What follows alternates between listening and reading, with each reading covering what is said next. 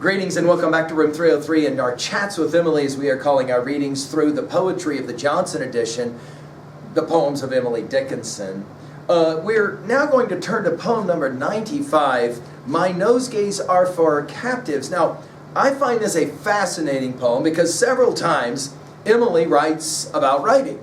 And for those of us who love her poetry, and for those of us who are, of course, writers and poets, and I'm hopeful that that's all of us to some degree, then we're going to come to this poem recognizing that it is a poem for us, and we are, as readers of Emily, very interested in how she's speaking directly to us, and she'll call us captives, and in some ways that's such a brilliant, that's such a brilliant use of the word, because we are in some ways captivated, of course, by the poetry and the life of Emily Dickinson, no question. Now, our assumptions are that you've been following our stuff at learnstrong.net, down that left-hand side, again, Chats with Emily, our playlist. I'm hopeful that you've already worked with our preceding lectures, starting with that intro set of comments, and we've worked through the previous 94 poems already. We just finished with Angels in the Early Morning, poem 94. Now, I should point out that Emily is always interested, it seems, in her audience.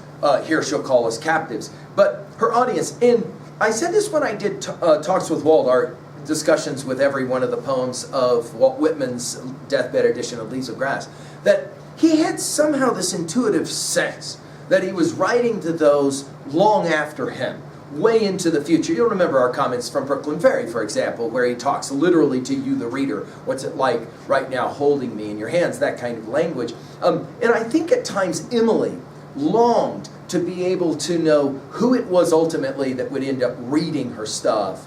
By the way, she'll use the word nosegays, which is a strange word. Of course, it's an ancient word, right, from the Middle English of the 15th century, and it has to do, of course, with flowers, a bouquet of flowers. The word gay here, as in ornament, right, an ornament to the nose, as in the flowers.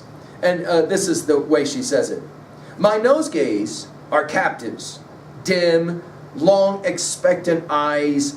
Fingers denied the plucking, patient till paradise. To such, if they should whisper of morning and the moor, they bear no other errand, and I no other prayer. Now, some have argued that while this poem is not as well known as poem 441, This is my letter to the world that never wrote to me, we've mentioned it a number of times in our discussions already, and many say, and I've done it myself, that when it's time to be introduced to the poetry of Emily Dickinson, 441 has to be studied early on. Some have, in fact, even said that needs to be the very first poem in a collection of the poetry of Emily Dickinson. She'll consider her poems a bouquet of flowers. Now, we've seen this already. We're going to see it again in poems 363. And, of course, captives, as in those who are still trapped in this world, as in readers of hers. And I love the fact that she will speak now directly to us, and she will say about us that we are dim. Now, the word dim can be used in two different ways. Obviously, we're not clear often, as we've said many times in our analysis of these poems, where often it's not clear, we're kind of dim as to exactly what it is that she's saying. Of course, for her, also, these readers that are coming possibly way in advance. Think about this. A poet who never intentionally published a single one of the 1,775 and even more poems in her lifetime. She never published any of them in her lifetime, but she left them all. She didn't have them, exterminated or burned or whatever. So she has this sense that way out into the future, well, who are those people? I don't know, it's kind of dim, right? Long expectant eyes, well, that's obviously us when we read these poems, but it's also her, as she's wondering what exactly is the future like. Notice we go from eyes to fingers. Fingers denied the plucking. And again, I love the symbiosis of this poem. Is she talking about herself? Is she talking about her poems? Is she talking about us as those who will engage in these chats with Emily, as we're calling them? I love that it can be all of those, right? Denied the plucking, patient till paradise. Now, I love the word patient, because Emily does this so regularly, where she'll take a word that can work both as a noun and a verb. Think about, patient can mean one who is waiting, correct? As in a patient to a doctor's office. And it can also be somebody who has sufferance, patience, right? And notice it is patient till Paradise. Paradise is one of Emily's favorite words. She'll use it 54 times total in her poetry. It will take us back to, of course, poem 28 that we've already done with her use of the word paradise. And immediately it, of course, makes us and her readers think about John Milton in Paradise Lost. And then the poem then breaks a stanza, and now the balance, to such. And it's, again, not clear. Is she talking to her poetry? Is she talking to her readers? To we as captives? I mean, what, to such, if they should whisper. And again, the ambiguity of the pronoun they. Now, most read this as they, the poems, they, the nosegays, they, the offerings that she's providing here. What she will call in poem 441, a letter to the world, right? To such, if they should whisper of mourning and the moor. Think about if mourning is the early part of your life and the moor is the mooring of the ship after travels, right? We've seen this in poem 93. We saw it in poem 78. We saw it in poem 52. We saw it in poem 30. My Emily group pointing this out because they love the idea that Emily so heavily draws on Plato's Phaedo as Socrates is getting ready to take his important odyssey, that is to say, he's going to drink his hemlock shake and die, right?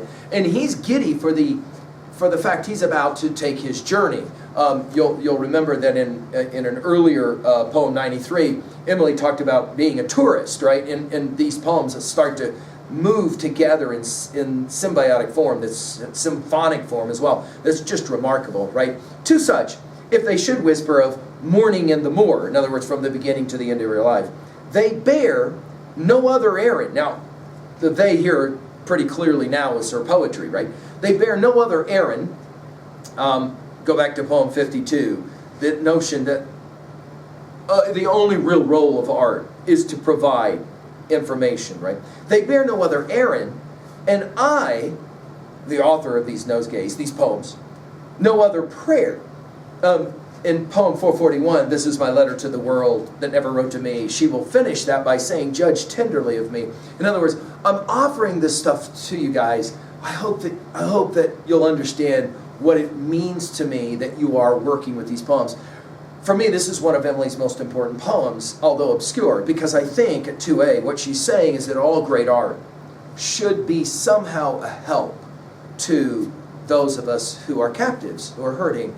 And that's her goal as she creates these poems. She had us in mind, guys, as she wrote these poems. There's something really, really cool about that.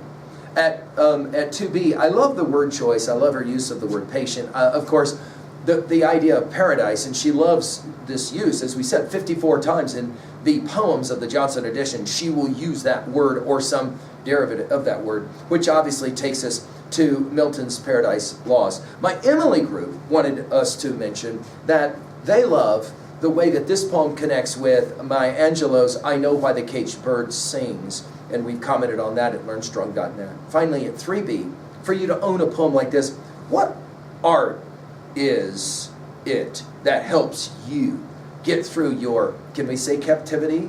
I think it's a fair way for us to say it. And is it possible that Emily Dickinson is in fact doing that very thing with her errand? Thank you.